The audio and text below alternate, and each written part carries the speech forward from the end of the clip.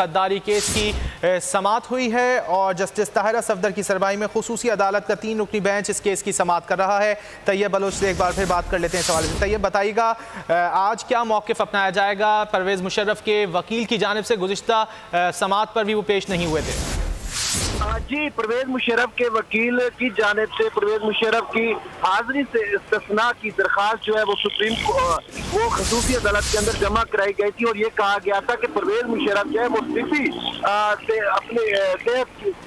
सेहत की वजह से अदालत के अंदर पेश नहीं हो सकते, तो अदालत जो है वो उनको हाजिरी से इस्तिस्ना दे। तो इस सवाल से परवेज मुशर्रफ के वकील डॉक्टर तारिक हसन का ये भी कहना था कि परवेज मुशर्रफ जो है वो इंतहाई अलील है, वो अदालत के अंदर पेश नहीं हो सकते। तो इस वजह से अदालत ने जब परवेज मुशर्रफ की को पेश होने का हुक्म दिया था तो उस पर अमल दरामद नहीं किया जाता और ये उनका कहना था कि तिब्बी वजूहात की वजह से अमल दरामद नहीं किया जा सकता, जबकि परवेज मुशर्रफ जो है वो अदालत में पेश होना चाहते हैं लेकिन उनकी सेहत जो है वो अदालत में पेशी से आड़े है। इस पर जस्टिस ताहिरा सफदर ने कहा कि क्या आपके जिस्मानी सेहत के खिलाफ बात करें, क्या परवेज मुशर्रफ की सेहत की तस्दीक हो सकती है? इस पर वकील इस्तिगासा ने कहा कि हम ऐसा नहीं चाहते, हमें भी पता है कि परवेज मुशर्रफ जो है वो बीमारी की वजह से पेश नहीं हो सकते। ताहम हमारा ये मौक़िफ़ है कि परवेज मुशर्रफ का अदालत जो है वो वीडियो लिंक के जरिए बयान जो है वो